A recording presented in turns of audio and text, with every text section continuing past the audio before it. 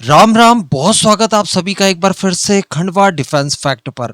आज की इस वीडियो में हम लोग बात करने जा रहे हैं टर्की, नेटो के आर्टिकल 5 और साथ ही भारत इजराइल की कंडीशंस को लेकर। तो चलिए वीडियो को शुरू किया जाए।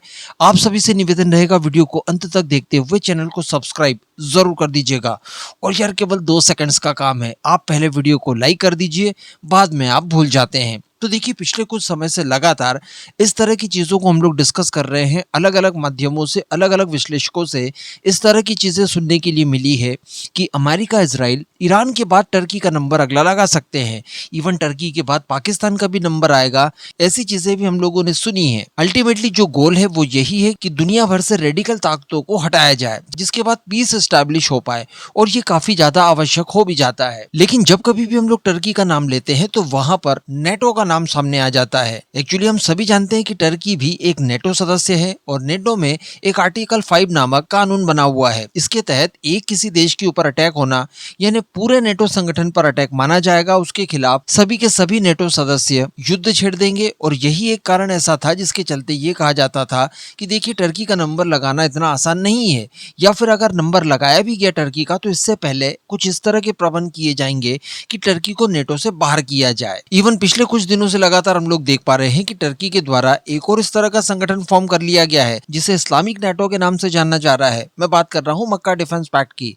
इसमें टर्की के साथ साथ सऊदी अरेबिया और पाकिस्तान भी है। यहाँ पर भी ठीक वैसे ही क्लॉजेस हैं कि एक देश के ऊपर अटैक यानी बाकी के सारे देशों के ऊपर अटैक माना जाएगा। अब टर्की की ही अगर बात की जाए तो वो न केवल इसराइल के लिए इस समय प्रॉब्लम बना बैठा है, बल्कि भारत के लिए भी प्रॉब्लम बना बैठा है। टर्की का समर्थन पाकिस्तान को लगभग भारत के खिलाफ सभी मोर्चों पर मिलता आया है। ऑपरेशन सिंदूर में भी हम लोगों ने डिस्कस किया था और पता चला था कि टर्की का भरपूर सहयोग पाकिस्तान को दिया जा रहा है। अपने ड्रोन्स, इवन ड्रोन्स को ऑपरेट करने के लिए ऑपरेटिव्स तक भेजे गए हैं। अभी कल ही हम लोगों ने एक वीडियो में और डिस्कस किया कि चाइना टर्की के कुछ ट्रांसपोर्ट एयरक्राफ्ट पाकिस्तान में आए हैं और उन्हें अनलोड करने में 60 आवर का समय लगा है। इस तरह की कुछ खबरें स्प्रेड हो रही है। तो यहाँ पर भी अनुमान लगाया जा रहा है कि पाकिस्तान को वापस से रिवाइव करने की कोशिश टर्की और पाकिस्तान कर रहे हैं। उसे वेपन्स दिए जा रहे हैं, उन्हीं वेपन्स को यहाँ पर अनलोड किया गया।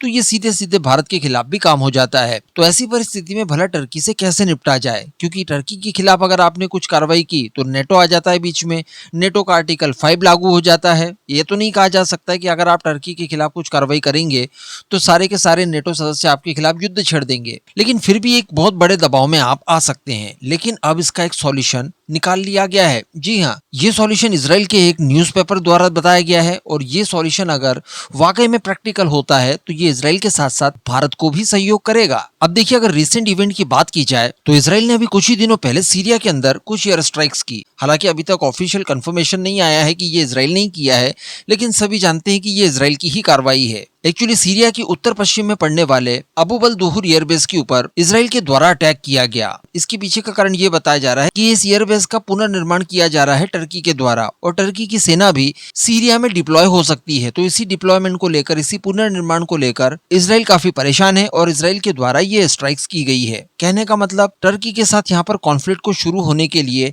एक मौका मिल चुका है इजराइल को। लेकिन अगेन वही बात आ जाती है कि देखिए, आर्टिकल 5 नेटो, इसका क्या होगा। तो इजराइल के एक राइट विंग अखबार, जिन्होंने कुछ ही दिनों पहले एक लेख लिखा था और वो भी मैंने आपको बताया था, जिसमें इन्होंने भारत को इजराइल के लिए अपनी इंश्योरेंस पॉलिसी बताया था, यानी इजराइल हायोम। इसी इजराइल हायोम में एक लेख और लिखा गया है जिसमें टर्की, नेटो और आर्टिकल 5 को लेकर इन्होंने अपने कुछ लॉजिक्स बताए हैं। इनके द्वारा ये लिखा गया है कि अगर टर्की की सेना सीरिया में तैनात होती है तो इजराइल के लिए उसके ऊपर हमले करने के सारे रास्ते खुल सकते हैं। इनके अनुसार नेटो का सामूहिक रक्षा समझौता किसी देश की अपनी खुद की जमीन पर सुरक्षा करने के लिए बनाया गया है। यानी अगर टर्की के ऊपर सीधे अटैक होता है, टर्की के मेनलैंड पर अटैक होता है, तब तो ये नेटो का आर्टिकल 5 काम कर सकता है।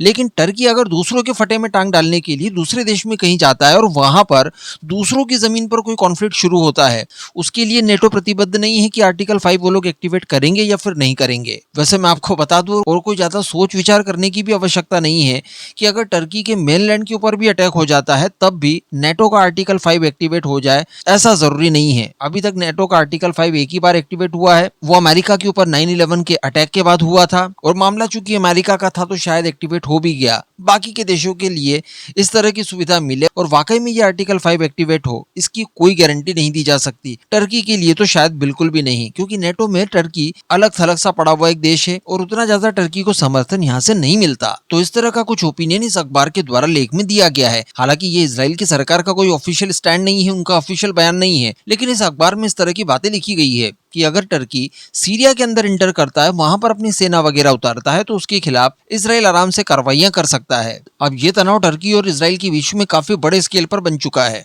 कारण ये है कि टर्की अपनी मजबूत मिलिट्री प्रेजेंस को स्थापित करना चाहता है सीरिया के अंदर, और इजराइल इसे कभी भी संभव नहीं होने देना चाहता। अमेरिका भी बताया जा रहा है कि यहाँ पर दोनों देशों के बीच में ये टेंशन को कम करने की कोशिश कर रहा है। इवन अमेरिका ने डिप्लोमेटिक दखल भी देना शुरू कर दिया है, ताकि किसी प्रकार का कोई बड़ा तनाव फिलहाल टर्की और इजराइल के बीच में ना हो। संभवतः अमेरिका भी यहाँ पर यह चाहता होगा कि पहले ईरान का मामला पूरी तरह से शॉर्ट आउट हो जाए, क्योंकि ईरान का मामला अगर शॉर्ट आउट नहीं हुआ और इससे पहले ही एक नई फाइल खोल देता है इजराइल टर्की के नाम पर, तो अमेरिका फिर दिक्कतों में पड़ जाएगा, क्योंकि सारा प्रेशर इसके बाद अमेरिका के ऊपर ही आना है। लेकिन जिस तरह का रास्ता इजराइल के लिए खुलता है, क्या इस तरह का रास्ता हमारे लिए नहीं खुलता? मेरा कहने का मतलब यह है कि अगर किसी प्रकार का भारत के खिलाफ कोई सहयोग करने के लिए टर्की पाकिस्तान आता है, तो हम भी टर्की को आसानी से कूट पीट सकते हैं अपनी क्षमता के अनुसार।